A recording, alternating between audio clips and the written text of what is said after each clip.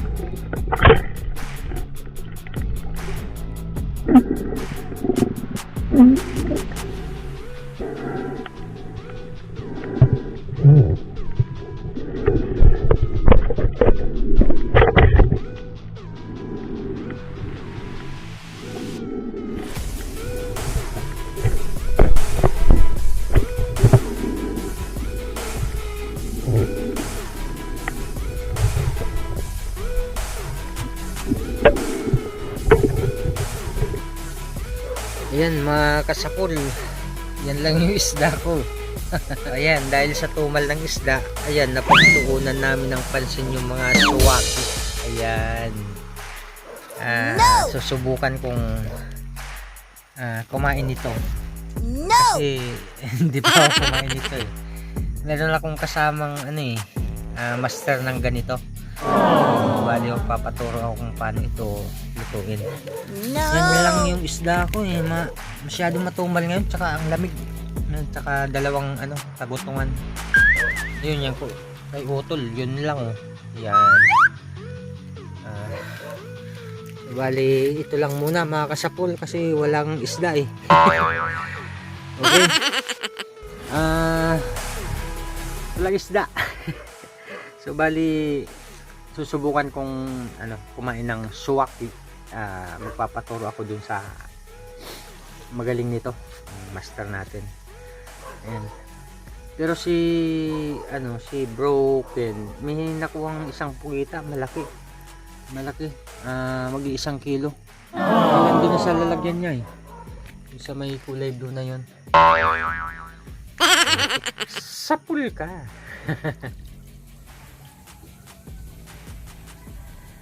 Ayan mga kasapol, yung kinuha kong, ang tawag po dito sa inyo, hindi ko matandaan yung pangalan eh.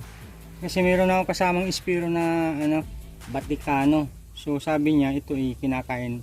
Ngayon nakita ko naman talaga to sa YouTube. Ang mga bali yung kinakain diyan itong mga ganito, yan. Yan, so bali susubukan natin mamaya. Meron na akong natanggal at lilinisin ko. Ayan. Kumuha ko ng 10 piraso. Ayan, titingnan natin kung ano magiging resulta ng ito. Masarap daw yung lasa nito mga kasapol. Okay, abangan nyo po at mamaya ay lalasahan natin to. Titikman natin. Okay. Mga kasapol, naka-ready na yung ating suwaki o sea urchin. Ayan, malinis na yan. Gagawa na lang tayo ng sausawan. Ang laki nung isa mga kasapol. Hindi siya nadurog nung tinanggal ko sa kanyang shell. Yan ang laki. Wow. Yan. Yun.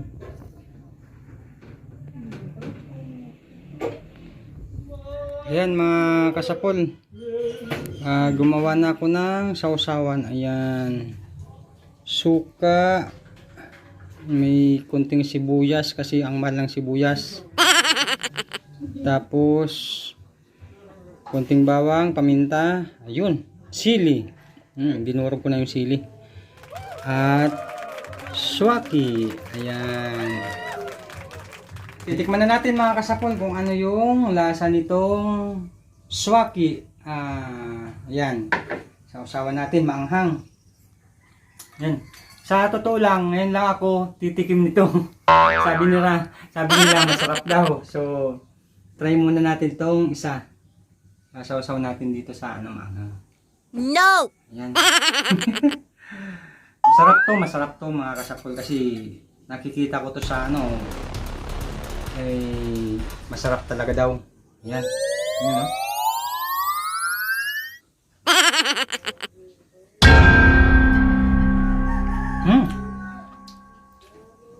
Masarap nga. Masarap nga. Kala ko malansa. Hindi rin pala.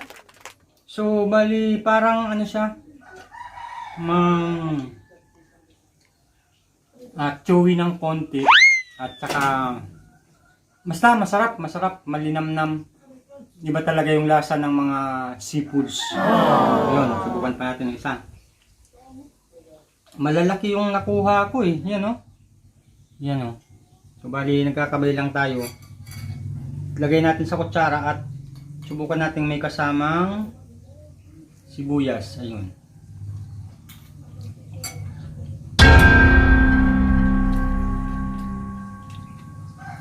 Good. Para sa akin good ang panglasa. So first time kong kumuha nito at first time kong tumikim. So siguro pagka may mga time pa tayong mapapakuha talaga ako nito. Kasi malalaki mga kasapol. Ito nga. Hindi siya nadurog. Ayan ang laki. Parang star. Nung tinanggal ko siya, hindi siya nadurog. Ayan buo pa rin. So, thank you very much. Thank you very much sa panonood. At kasi nung mag-spear fishing kami kagabi, konti lang yung nakuha namin isda. Okay na pagpaksiw, kunti lang, wala nga sa kalahating kilo. So nanguha kami ng ganito. May kasama kong ispiro na yung veterans, yun napasama ko, kaya kumuha kami nito. Abangan nyo na lang po ang masusunod pa naming mga upload na videos, Spear Fishing Night Adventure. Thank you sa suporta sa channel natin at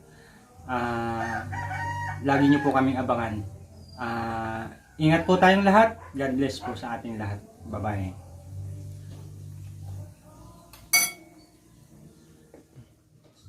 Ayan.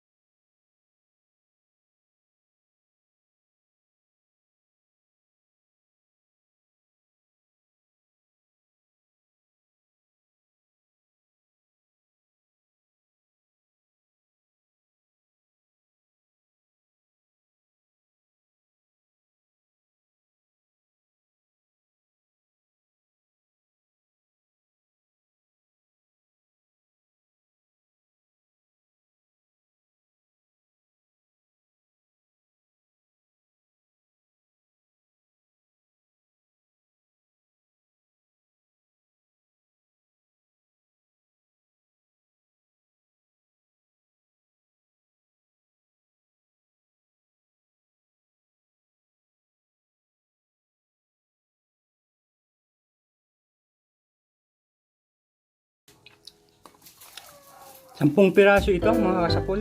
10 pirasong malalaki. Yung kasama ko, ang dami kinuha.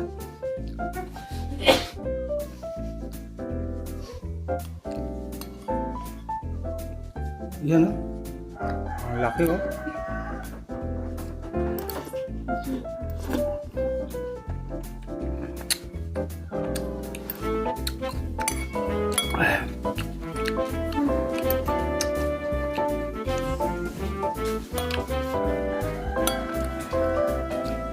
Swak sa akin yung panglasa. Ayun.